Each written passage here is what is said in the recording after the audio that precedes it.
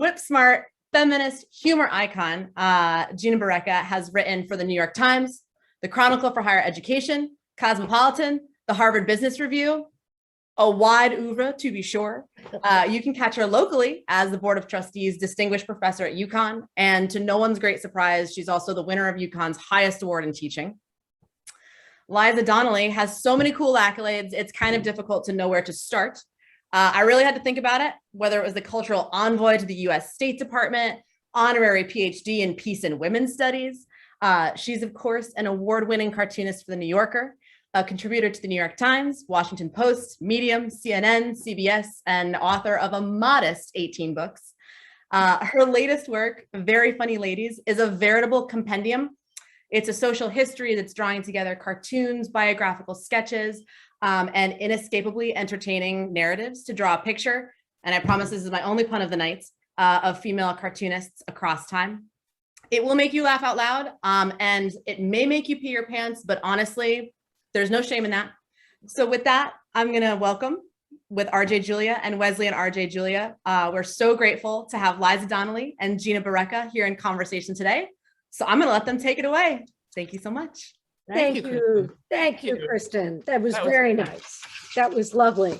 And she got some of the bio, Liza. She got some of your bio. Well, you know, you were very instrumental in helping me get that that PhD. That was very nice of you, Gina. Well, Gina is a professor at University of Connecticut, and she put my name forward, and I will always be grateful to you, Gina, for that.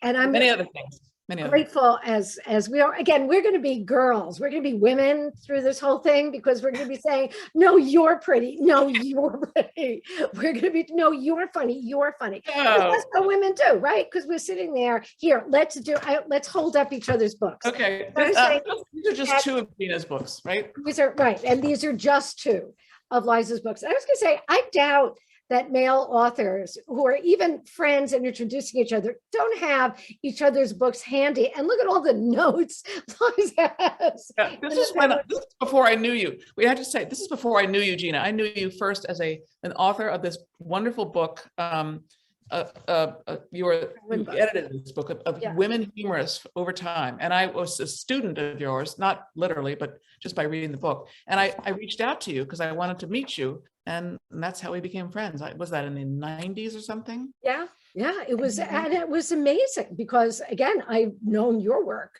and the idea of you getting in touch with me, but that's also, I'm gonna start by bragging about you a little bit. And I don't think that you're allowed to interrupt me while I'm doing that. Again, we're going to start with we're women and we're going to talk over each other, especially when we're praising the other person, because because otherwise we're not allowed to do it because we say stop.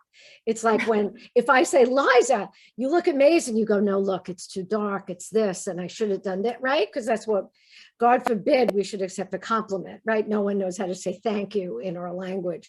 I mean, we do it publicly, but especially with women, other women we know, we're not very good at it.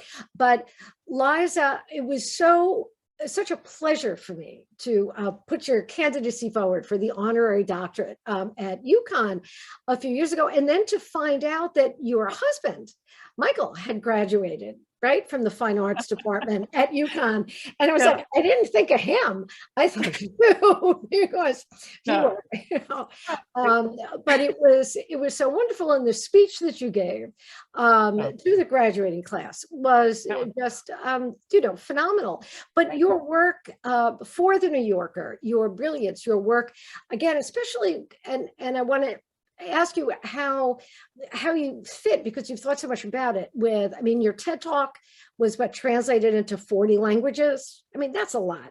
I guess I have books translated into mostly the Axis powers, into German, into Japanese, into Italian. It's like, it's a little unnerving, but 40 languages is a lot. And because you bring not only humor, you bring the compassion of the best kind of humor. You bring the illumination that genuine comedy has provided over time. And you put things, you do in one frame what it takes a lot of writers, the 400 pages to get across, less elegantly than you do with one piece of dialogue.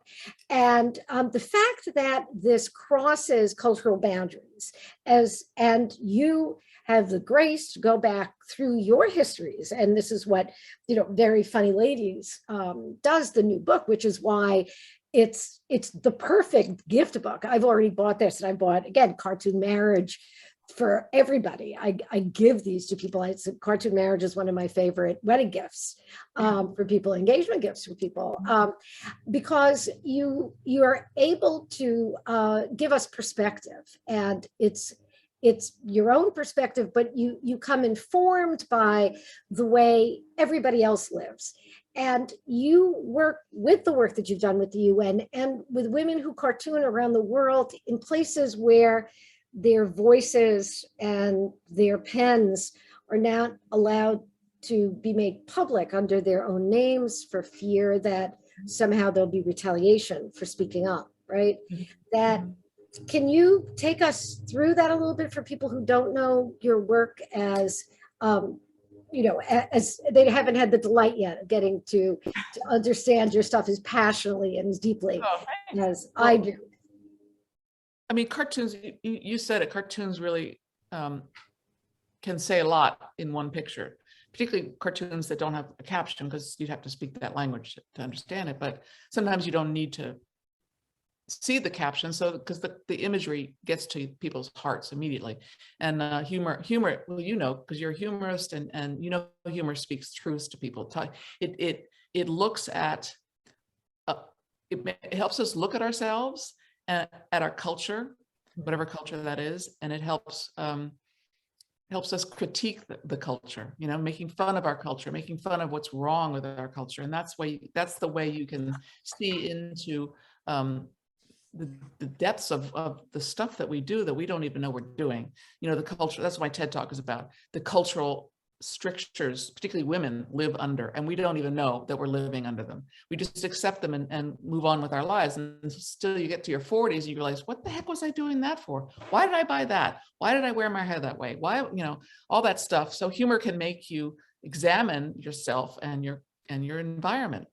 And talking about international women, I know many international women from around the world who are trying to draw cartoons about their situation, and it's not easy for many of them to do that, because they will get put in jail or shunned or worse, So one thing along those lines, when I was drawing cartoons, I've been drawing for the New Yorker for 40 years, and for many of those years, I didn't think of myself as a woman cartoonist. I was just a cartoonist, and I was a feminist, but I was just doing cartoons about life, not necessarily cartoons about women.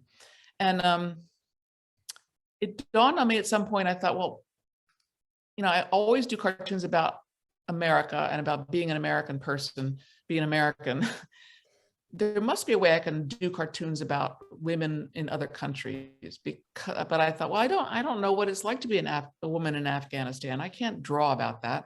But then I realized, well, maybe we have something in common, women around the world. And unfortunately, what I came up with was that we all are either harassed, belittled, underpaid, abused, or raped, worse.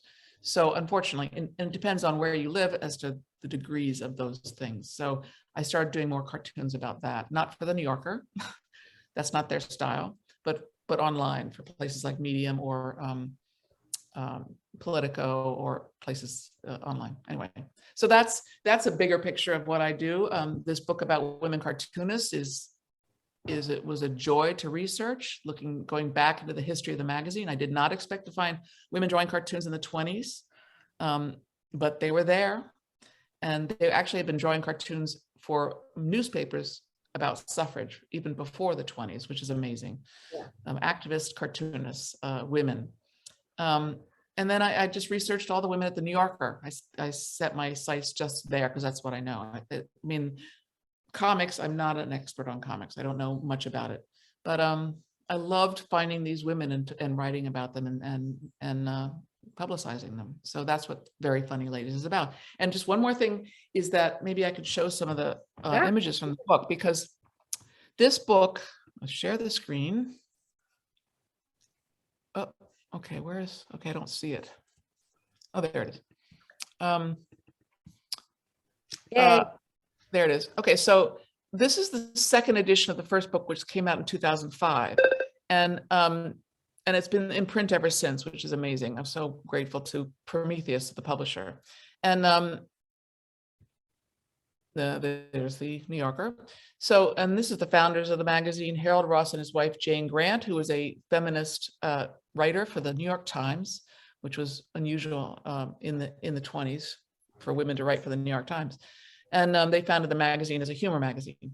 And this is the first woman who drew cartoons in the first issue. Her name was Ethel Plummer. And I'm assuming everybody can read the caption. It was a two-line caption. I mean, it's sort of funny to us, but I think it was probably hilarious to the people in the 20s. Read it out loud, Liza. Okay, so the uncle of the man is saying, poor girls, so few get their wages. And Flapper is saying, so few get their sin, darn it. for the movie is the wages of sin. Yes. And I think that it's fascinating that he's listed as uncle. Right. Now, that's all part of it. But is it really uncle? I mean, here's my interpretation, Gina, is that she's so young and she's a flapper, right? Right. Flappers and young women really wanted to go on the town and party, but there was this push and pull with their families. They didn't want to let the young girls go and party and smoke and drink and speak their mind. So she was being chaperoned. That's what I think. You think it's not really an uncle? I don't think it's really an uncle. And because I don't think you say to your uncle, so if you get their sin, darn it. Because darn it, I think in those days was also sort of risque fighting words. Yes. And you know, it is sort of patriarchy as patronizing, you know, where he's those poor girls. He's there seeing them as poor girls. And she's like, that's not the part to worry about, buddy. The part to worry about is, you know, we're not talking about the factory girls. We're talking about girls like me who are, so I don't know. So we might differ on that. That uncle looks a little young to be her uncle, and his cane looks at an interesting angle. I wish I could ask Ethel. I wish I could channel Ethel Plummer and ask her why. That's why it's so much fun, though. It's a text, and so we get to interpret it. And you know, and she is young, but the flappers, I mean, she's showing a lot of leg. You know, she's a wild girl out there, and with her bobbed hair. And you know, her high heels. I mean, she's her attitude. Yeah, it's great. Yeah. This is Helen Hokinson, this is a little bit later in the 30s, and Helen Hokinson was a very famous cartoonist at the time. And this woman she's a lunch lady, and she's saying, I shall now quote the passages which I consider obscene. So this is a particular kind of cartoon that Helen would draw in the 30s.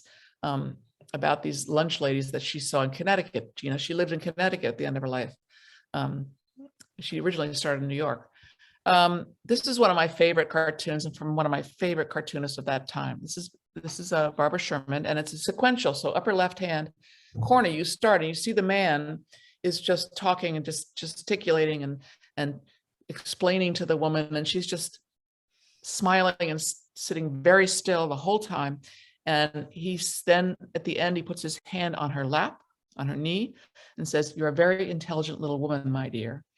So yeah, I just love it. It's mansplaining and more. But Barbara was a very feminist cartoonist among the cartoonists. Her feminism came out. And look at the expression on the girl's faces the first time she's looking towards us, right? She's making eye contact with the viewer. Yes, she's expecting us to get the joke and looking away from this guy because, she has been doing the performance of, oh, that's fascinating. Because, when women sit with men who will tell us about getting their Audi reupholstered, like, that's really interesting.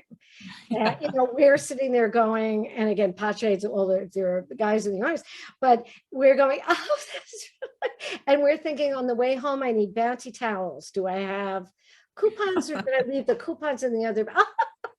What a delightful story. And we're thinking other things. I was like, it's like, and then to be told that we're delightful because we didn't say a word and didn't move. Yeah. But I love that she looks at us. Barbara's great. Yeah. This is another one of Barbara's. Well, of course I do say I'll never marry, though somehow I've always wanted to be a widow. I just got to go through some of these quickly. This is Mary Petty, who was very well known in the 30s and 40s. And the girl is saying to her friend, I finally decided to go to college. All you lose is 4 years.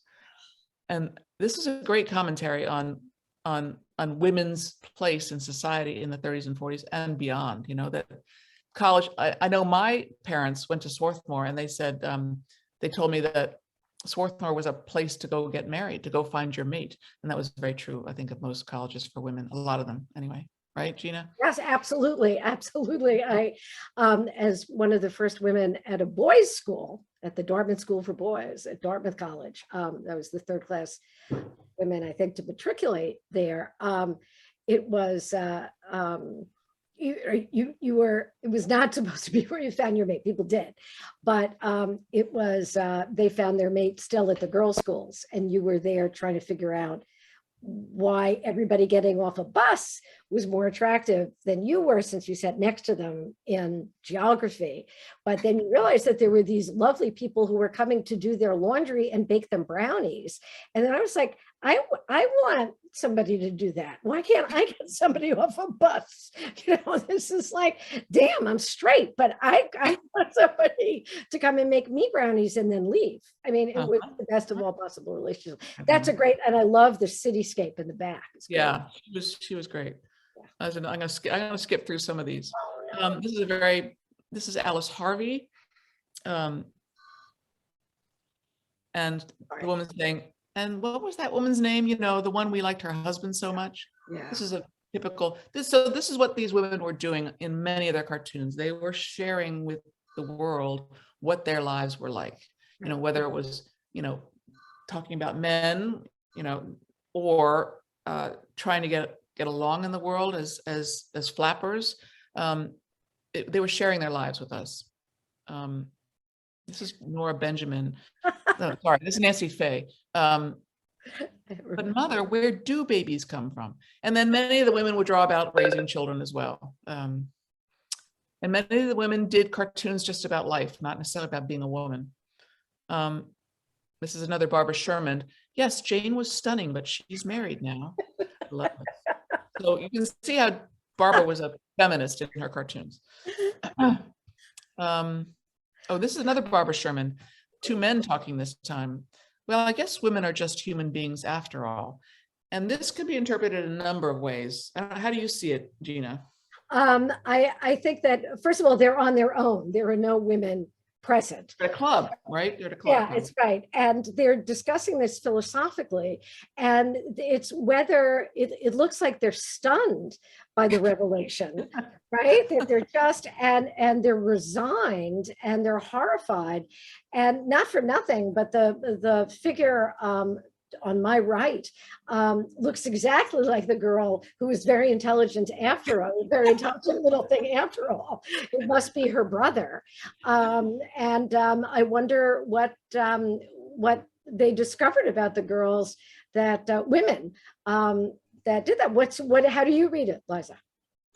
I read it that way, but somebody mentioned to me that they may be discussing something that the women in their lives did that was really I can't think of a word that was off, that was risque or off or unexpected or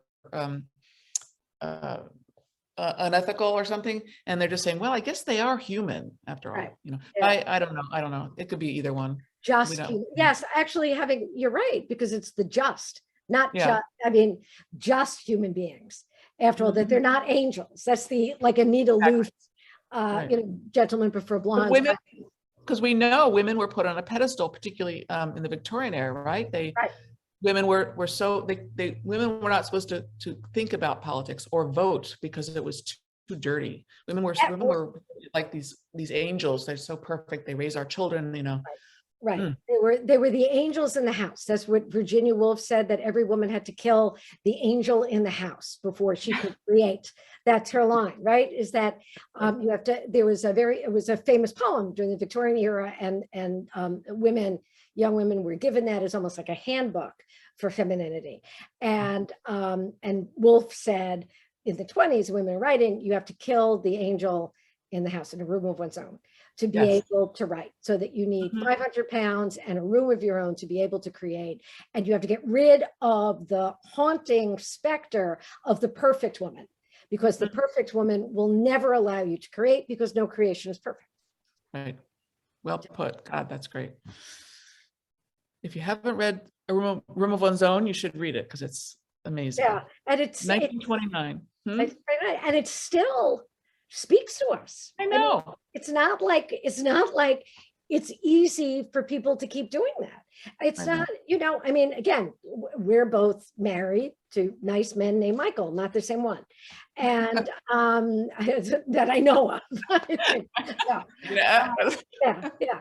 And I could do a lot virtually these days. And again, I love my Michael, but I especially being home during COVID and everything, it's hard if you have somebody calling from the next room, what's for lunch, or did you see the keys, or where's the cat, where, I can't see the cat, did the cat get out? I mean, it's hard not to respond, because you want to be nice, you want to be kind, you love this person, but when you need to work, it's really hard just to say no to interruptions. And and not to mention, Gina, the interruptions in your own mind that come from the pressures we put on ourselves, and the cultural, requirements or requests or expectations that we internalize as women, that we have to get rid of those myths, I think, as well.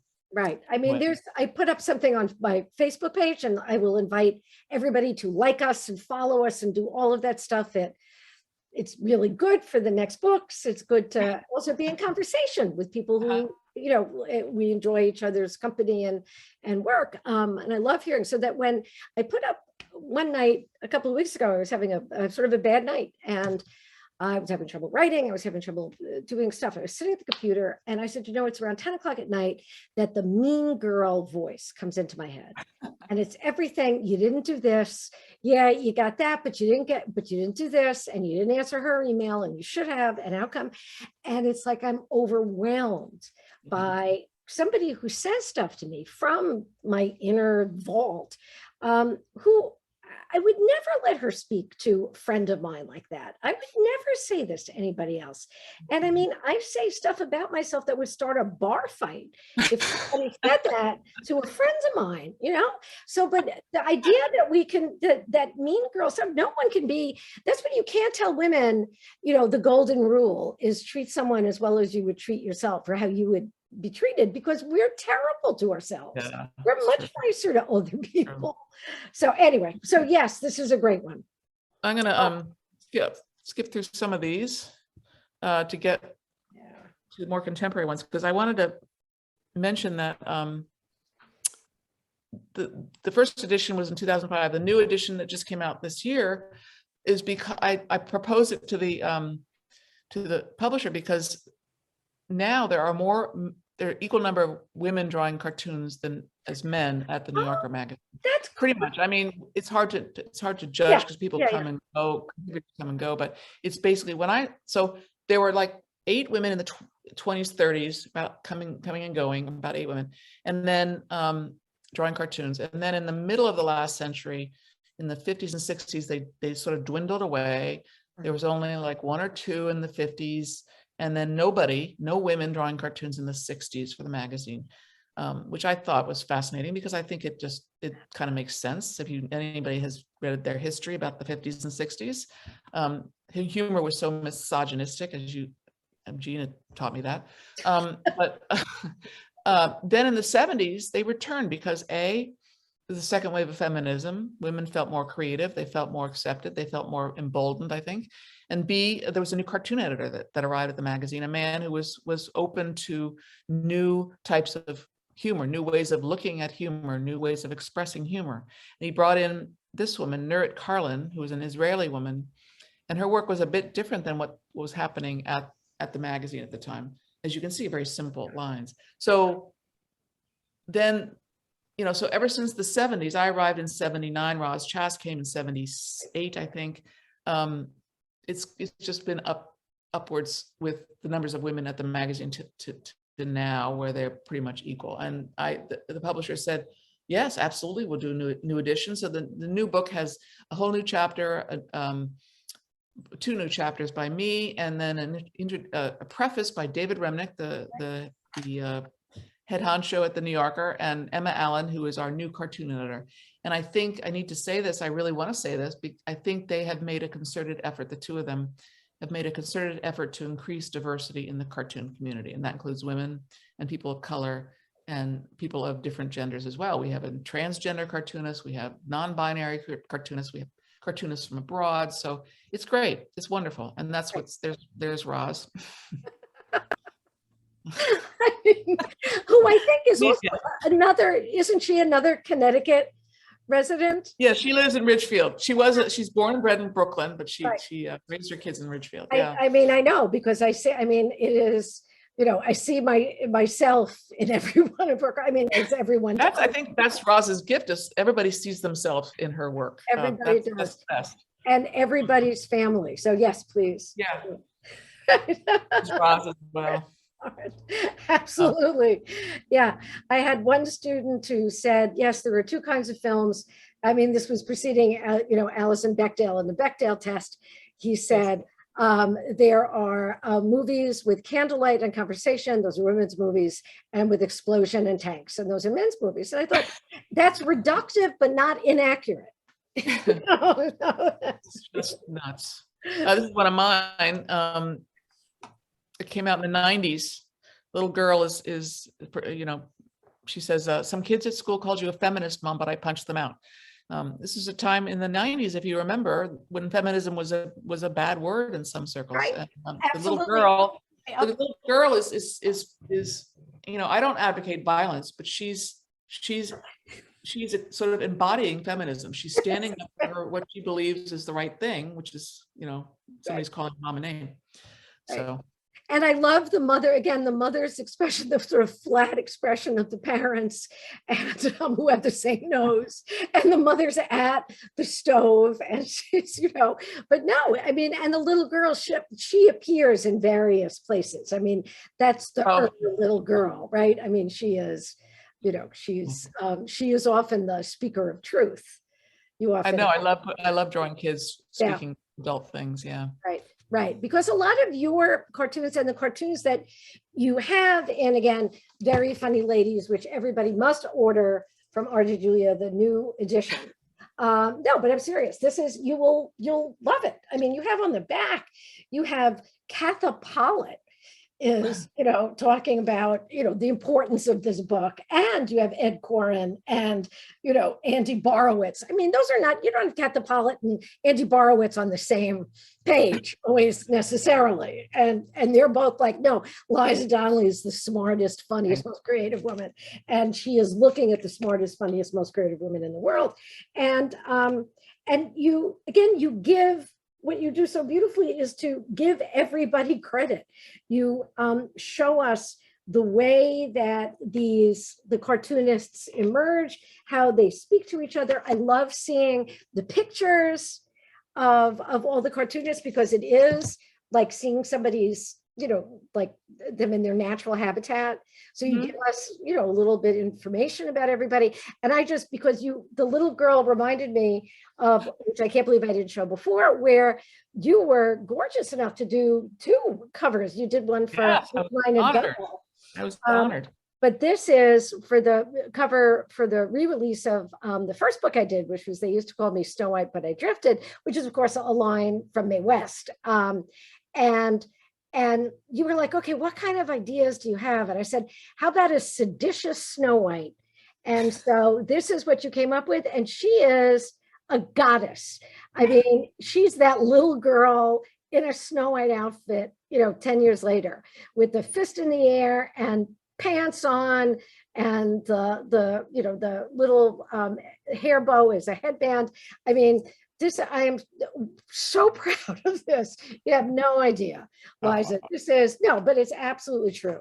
So you're very aware, and very funny ladies, and the book that you did with your husband, the Cartoon Marriage, even that's a small community, but it's it's looking at how cartooning and how these images and humor fit into a larger sense of community.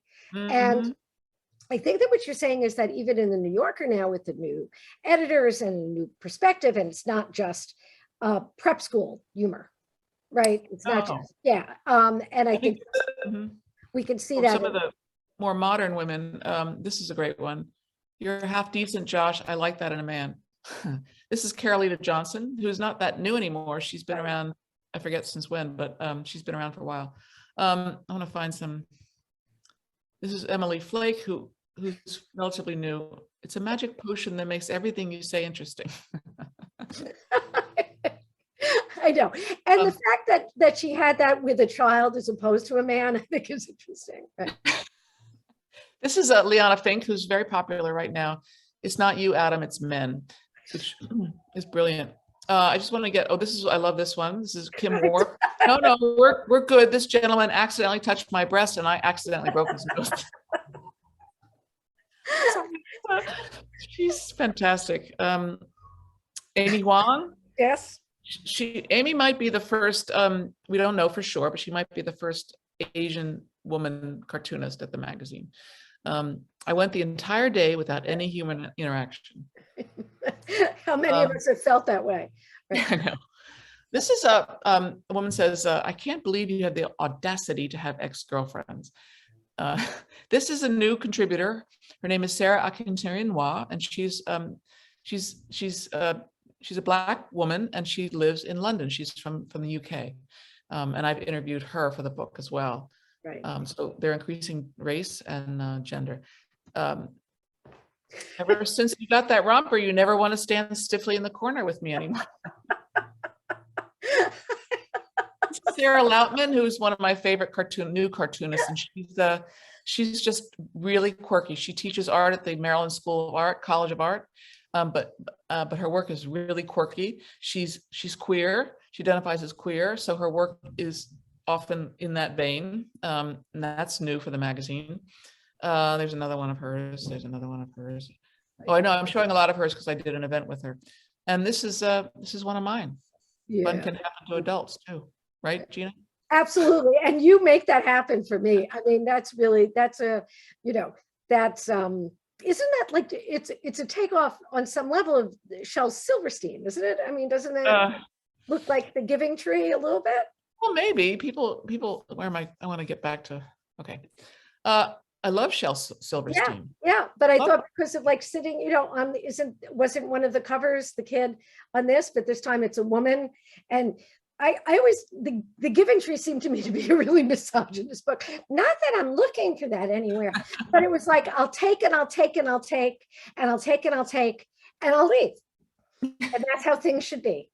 And I'm really cute, right? John Oliver just did that bit this week about Shel Silverstein probably having all the sex in the world. He showed pictures of him. Not only is he brilliant and funny and, writing these heartbreakers of children's books, but then they showed pictures of him like playing guitar in like a white, narrow collar shirt. And it was like John Oliver was saying, he must have had sex all the time. If you don't think he had sex all the time, you're wrong. There's that famous cartoon, and I hate talking about R. Crumb on this Zoom about funny ladies, but R. Crumb, there's a famous cartoon of him, of a man walking down the street. He's got these two bimbo babes on either arm. This is done in the 70s probably. And it says something about this being the cartoonist life or something, which is so not true. Because I mean, R. Crumb was a real, or is alive, a real nerd, I think. Right. So that was the joke. But Right. Anyway. Yeah, sort of skeevy, right? As we'd say in the old neighborhood, a little skeevy.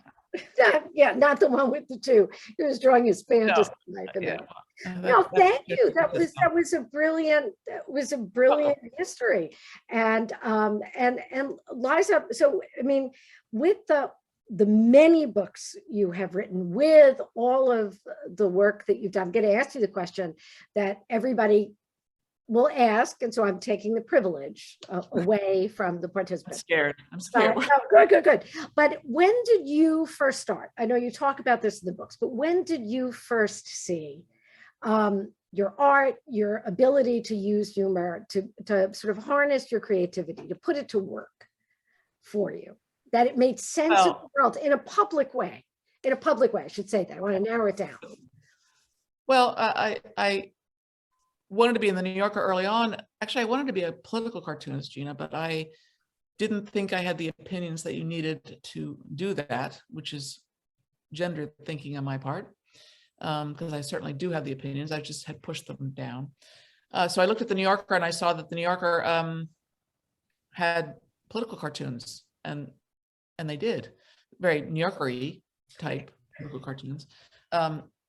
So I set my sights on there, and I sold to them about 2 years out of college. So that was a thrill. Yeah. Because I mean, so you set your sights on the New Yorker because it was the less difficult place to place your work. I mean, like the closest I get to the New Yorker is like reading a copy. You know? I felt like it was the friendlier place. I was like looking at these newspapers with editorial cartoonists who were yelling and screaming and pounding, about world events. I thought, I can't do that. So I wanted to speak about politics in a quieter way, which is what I do. Yes. And I speak about women in my cartoons from time to time, because women's lives are political every single day.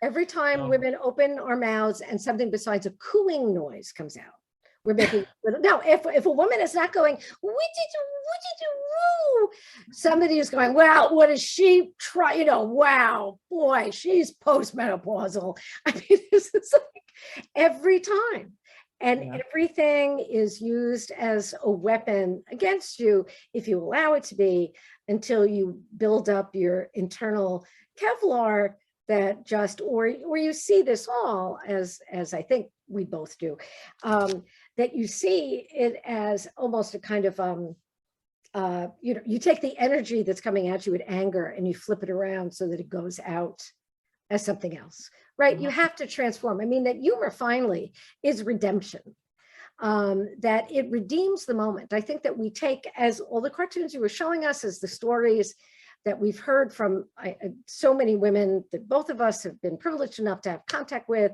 who are in less or in more dire circumstances than we have to live in, that people take humor, especially marginalized people take humor, not only to shine lights on taboo subjects, to illuminate them, but to take a story that otherwise would be lost to misery or frustration or anger or the mean girl voice. But if you bring it out and you make it funny, then you make it yours. It's not something, and then you get to share it with other people and they go, oh God, I thought it was just me. Yeah, no, it's you too. And so you get your dime back. It's like, it's like you take your bottle back, you get your deposit back. Or I always think of it as like, you've kept something in pawn, like a story that's been miserable since, your childhood. But you could make it into a story and you tell somebody, and especially if you can make it into a funny story, if that's possible, and not all stories can become that, but many can, depending on your perspective. It's like getting that incident out of pawn. We used to pawn things when I was a kid. I grew up, we used to take things to the pawn shop, and you could sometimes afford to get them out of pawn. And I think that humor sometimes allows you to get that piece of lost history out of pawn. So And it seems to me that that's what the women have been doing for the 100 years that you chronicle in Very Funny Women, and that your recognition and reminder that it's not that we've been doing this for the last 15 minutes. This is a conversation that's been going on for hundreds and hundreds, if not longer, years. But to make us cognizant of it is wonderful. And I guess is, Kristen, do you want to come back? Are there questions? Are we ready, Liza, to hear from folks? That would be great. Great. So we have a couple of questions set up. And the first one that I wanted to ask, just kind of because I wanted to piggyback off of what you guys were just talking about, which when you're talking about sort of the transformative power of humor for a female writer, and it just made me think about, Shakespeare's, King Lear with the Fool, and sort of the power that the Fool holds in terms of revealing truths that are sort of uncomfortable, revealing them in a way that sort of bring them to light in a more accessible, more palatable context, and then ultimately, in that case, not really successfully for the man in the moment, but perhaps providing an opportunity for change. Now, when you were just talking about that, the way that you get your dime back when you turn like a terrible moment as a woman into a moment of humor, I wanted to ask, what do you think the relationship is between humor and power for a woman? Can I go with that? Okay, the first thing I would like to address, because I think it's a great question, and I think that the idea, you could never have a woman as a fool in Shakespeare because it would be redundant. Okay, that the idea of a woman as foolish, look at the women. I mean, they're either foolish or evil. So you've got Lady Macbeth, you've got Ophelia. You have what's her name, who is small but she is fierce. That you have these women, and if they can be tamed, if they can be like Kate and tamed, that's their happiest ending. If they're brave and they have courage, then they're Cordelia and they die. If they're good, and if they're brave and they have courage and they're evil, they die, like Lady Macbeth. Mostly they die, or they end up again being sort of neutered into traditional femininity when they have been outliers. And I think that humor has always been a way, as Liza so eloquently put it, and I'll turn it over to her because she's the example of somebody who does it, but that humor has always been an uneasy voice to power, because the greatest satire, and this is what, again, people who can do it in one line, the best thing that they do is merely repeat what somebody else has said in a different context so that you hear like what it is. So again, as we were talking about, I have, the little needle point I have behind me says, come back with a warrant. And if it was like a sign with a gun that says, come back with a warrant, it would be different than the little girly needle pointed with the lavender sprigs, because it's the irony and the dissonance between the femininity and the insistence that you come back with a warrant, and the knowledge that actually, no, you're not searching the place until you actually do that. And then I have another needle point that you can't see. It says, she is beauty, she is grace, she will punch you in the face. That's also needle pointed and sort of goes with one of the things that I noticed in the Very Funny Ladies is how much violence there is, including in your little girl saying they called you a feminist and I punched them.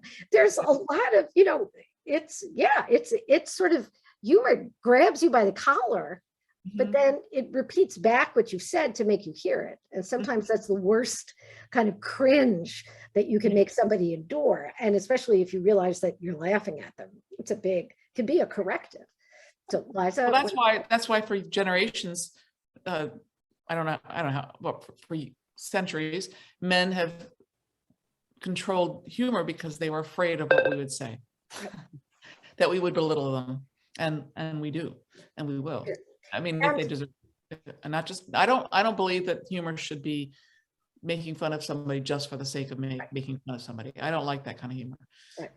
I need to make a point or make it light or enlighten people or whatever. But men have been afraid that we would Yeah. One of them. Yeah, well, and also, I mean, I think it was Nicole Hollander, who was a cartoonist friend, and who did the Sylvia cartoons, and had a syndicated strip. And Nicole Hollander said that, men are afraid that we will laugh at their penises, and we're not. We're laughing at healthcare. I mean, we're not laughing at a penis, but we're laughing at the sort of the patriarchy. We're laughing at our servitude. We're laughing at power that's associated with men having run the joint or the institutions for so long. So that's the part that we're laughing about. That's what we're making fun of. It's like, actually, your penis isn't that interesting. It's really, I'm sorry, yes, yours is. I mean, we're like the girl going, yes, you're a very smart little thing, aren't you? It's yeah, yours is very interesting. But really what I want to talk about is what's going to miss the systemic misuse of power by people who have been handed it because, we have primogeniture and the inheritance of land and, to the eldest son, and which is what Jane Austen was making fun of, because Jane Austen knew that it is not a truth universally acknowledged that a rich man doesn't want a wife. A rich man, the last thing he wants is a wife. He wants a car. He wants a better horse. He wants a string of virgins who are from the village and illiterate and won't be able to have him take, responsibility for what he's done. The last thing he wants. She's making fun right from the beginning. And people say, oh, look, she was a nice woman. It's like, no. She was making fun of, you have read her letters? I mean, she was really a mean girl. She had nothing. And people are like, no, she's so nice. She's a lady. It's like, if she's a lady, I'm a lady. Let's just do that. Okay, now we're going to go to a couple from the audience. The next one comes from Matt Giles, who asks, how influential has Emma Allen been both in terms of being the first female cartoon editor at the New Yorker, as well as showcasing more diverse cartoonists? I think very influential. I did interview her. I think, I'm trying to remember exactly what she said, but buy the book, you can read the interview.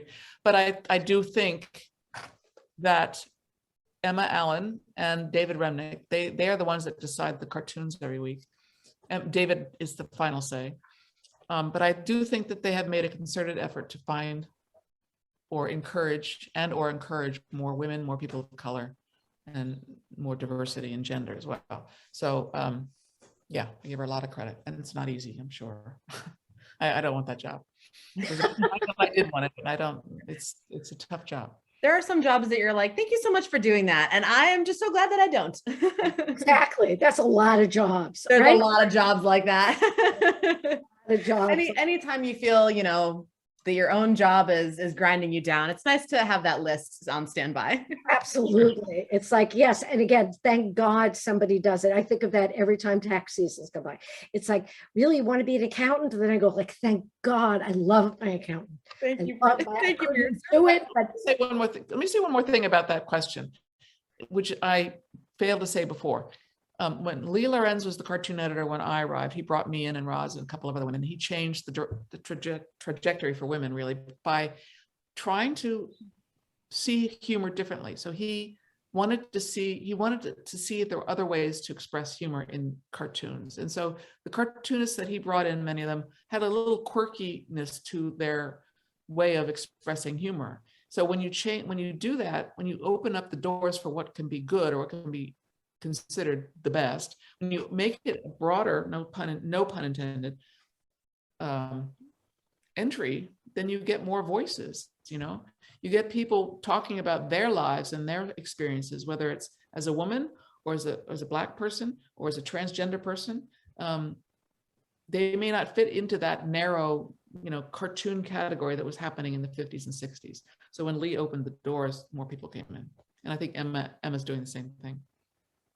Now, as this landscape changes so dramatically and interestingly over time, and as now that you've done this, you've compiled this compendium, you've sort of, you've looked at the past, the present, and now you're sort of envisioning, the future of this genre.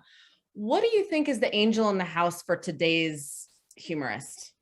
what do you still, you mentioned the mean girl in your head. What are you struggling with the most in terms of like really putting that content out there as a woman? I'll start with that. Okay. Again, the mean girl is the angel in the house. So she's the one who undercuts, right? Who, as soon as you feel proud of yourself, I'm going to brag for a second, but again, you feel I have to put a warning in front of that. Fast, Funny Woman, which is the book that I did with Woodhall Press. That's the start. Liza's in the book wonderfully, along with James Smiley and Darian Huzi and Marge Piercy, who all wrote original pieces for this collection. And it's the first of 3. So I'm just finishing Fast Fallen Women now, and Fast Fierce Women came out this year. But this just won the gold prize at the Indies Forward Award for 2021. So that's a good thing. I mean, and it's a press, Woodhall Press. There are 3 folks who run it. One of them is a former student of mine from UConn, and it's just great to feel like it's this collective endeavor, that everybody did this. It's like just throwing their lot in and saying, these are our voices. These are our funny voices. There are a range of stories, but it is like, it's still, is somebody going to be mad? Somebody's going to say, well, you left out this. There aren't enough stories about this. I would have been able to talk about this, but you don't have anybody talking about this. It's always somebody who's going to feel left out. And to say, I did as well as I could, and I'm not going to be able, I contain multitudes, but maybe not you. We can only do what we can. And then you have to say, well, then somebody else has to come in. Somebody else has to, the next generation has to make up for it. So it's always, you can't do everything. And I think we were brought up as good girls. Still, even if we've abandoned the project, to try to, especially for us, to be inclusive. And if you're somehow accused of not being inclusive enough, it's terrifying. Yeah, I can imagine. But is that for you too? Liza, what's your? Well, yeah, it was hard with this book to know who not to include, because I list everybody in the back of the book, but there were a number of women I didn't profile, the modern women, because they had just arrived like last year. So it was hard to not go deep into their lives, but they were brand new. Right. I'm trying to think about any mean girls in my head still. They're still there. You have to, I think it's the imposter syndrome. Many of us, men too, deal with that, but it's probably more prominent in women. That I'm not supposed to be here. Am I supposed to be doing this? And I still struggle with that somewhat, but now I'm struggling with ageism. I feel like now that I'm of a certain age, I'm not important anymore. I'm not valuable anymore. I have nothing to contribute, which is far from the case. So absolutely. Yeah. This is a struggle with myself as well. It's trying, no, you still have a lot to say and you're going to fight back on this one. So. And we have to. I mean, that this is also, I mean, we finally earned our stripes. I know. Women are allowed to be. We have a lot of perspective to bring to the table. So. And we're distinguished. See, when men get to be our age, they get to be, and I'm older than you are, but they get to be distinguished. And it's like, yeah, I'm distinguished. I'm doing this on purpose. I'm distinguished. I'm signed up for Medicare Part 2, and damn it, I'm distinguished. So I'm just staying with that. I'm going with that. But yes, I think that is true. And that is a voice in our head. It's like, is it a time to start to learn to knit? And I have a friend who knits and says that knitting is a post-apocalyptic skill, which I no doubt it is. But, I'm not going to start, I'm not growing old with grace because I didn't live my life with grace. So it's not like I'm going to start living with grace now. I mean, saying of, nice girls don't make changes or so. What's the same? The saying I'm talking about. Being nice is not going to change the world necessarily. Oh, I don't know that saying. No one's ever said it to me because they knew I wouldn't. It's a saying, and I can't find it in my brain. So. Proverb lost on Gina. Really, no one came up to me and said, "You're the example of a nice woman," even though I really am nice, right, Liza? We're very truly. No, I do believe in niceness. I really. No, and I would say that what I believe, and as I know you do too, I think we're just using a different term. I believe in kindness. I think nice can often be for show, it's performative.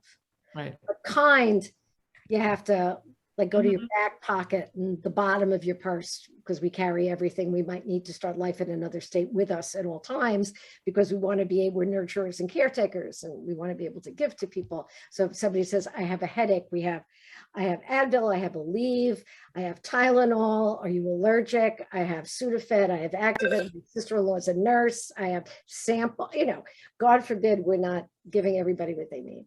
But Liza, every time we talk, you bring happiness into my life and into the world, and for people lucky enough to read you and to listen to you, and for you to inspire all of us. So thank you for Very Funny Ladies, which needs to be ordered from RJ Julia's, and can you can have book plates signed, or can people have, what RJ Julia can send book plates to Liza to sign? We can do just about anything.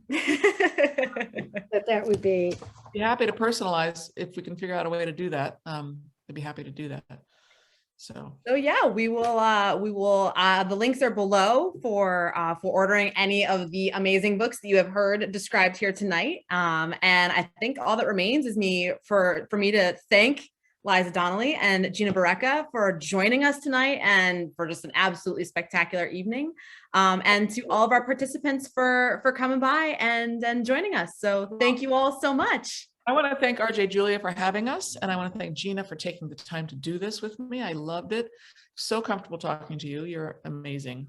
You're just a gem. Thank you. And thank you, Kristen. You were great. Everybody, Julie, everybody who was working today. It really makes a difference. So thank you. Bye. Thank you guys so much. Goodbye, everybody. Bye.